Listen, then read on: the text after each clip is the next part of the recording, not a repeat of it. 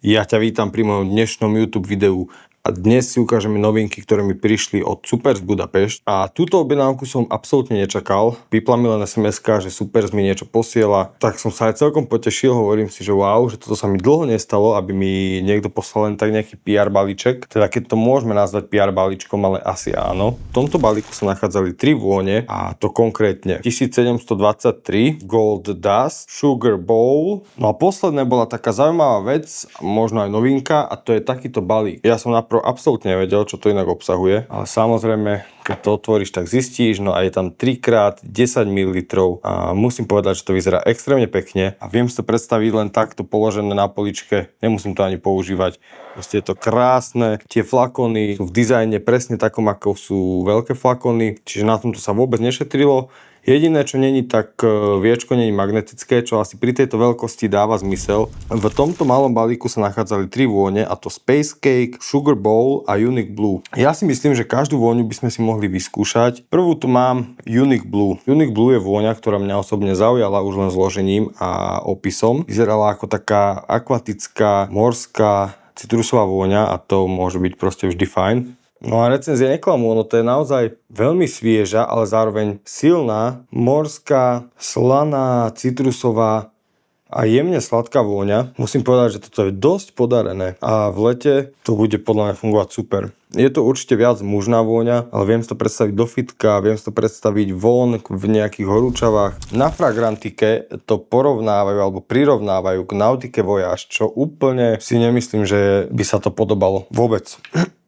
A my môžeme ísť na ďalšiu vôňu. Ďalšie som chytil Sugar Bowl, evidentne niečo veľmi sladké. No, presne tak. Sladká, vanilková vôňa.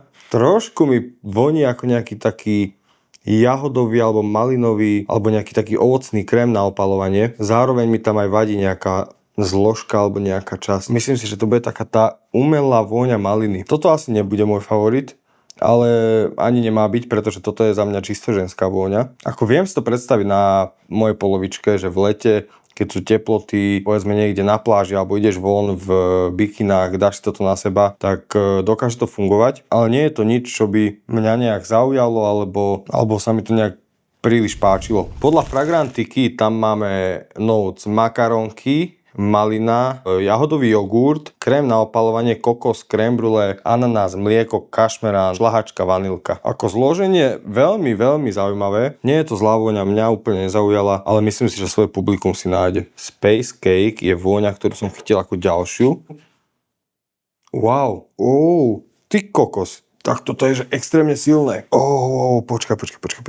Toto mi reálne extrémne udrelo do nosa. A veľmi, ale veľmi tam cítim nejakú takú vôňu trávy, ale také trávy, čo nie je úplne legálna. A zároveň také kari korenie, ako prvé úplne som z toho zacítil kari korenie. A chápem asi, prečo sa to volá Space Cake. Zároveň, ale teraz prichádza taká sladkosť, koláčová sladkosť, tak toto je že extrémne zaujímavé. Ale normálne mi to vyslzilo oči. Ten prvý punch bol tak silný, wow. Z tohto celý flakón by som asi absolútne nevynosil. Opäť nie je to zlé, teraz cítim dokonca nejakú škoricu alebo vanilku. Korenisté, ale že extrémne korenisté. Ale dokážem si predstaviť, že to môže fungovať na koži úplne inak. Dovolím si tvrdiť, že toto je najoriginálnejší kúsok v Supers kolekcii. A ono to aj tak je. Čítal som si zloženie, presne tam má byť veľmi, veľmi jasne a zreteľne na začiatku cítiť kanabis, ďalej nejaké gumené cukríky, skaramelizovaný cukor, nejaké maslo a akože presne takto voní. Ten dry down je už opäť taký maslový, korenistý, cukrový, sladký. Ako veľmi zaujímavé, ale mne ten kanabis na začiatku udrel až príliš do nosa.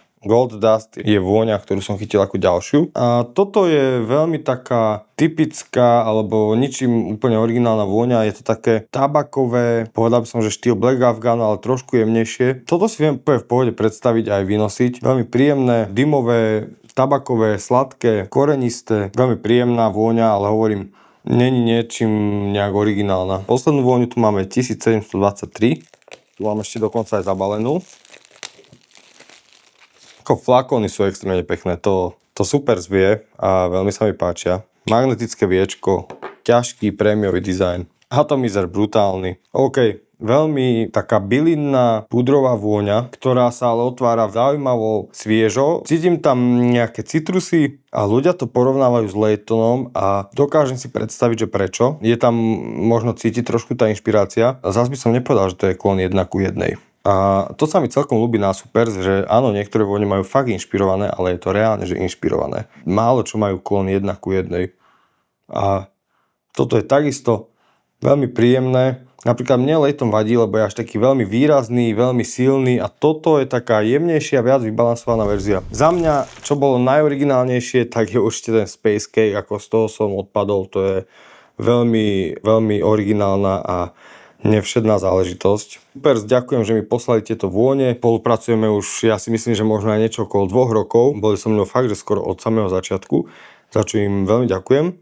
No a ja budem rád, ak mi hodíš odber, like, do komentu mi napíš, čo by si možno chcel ďalšie vidieť odo mňa a veľmi mi to pomôže. No a dúfam, že si video užil a vidíme sa na budúce. Čauko.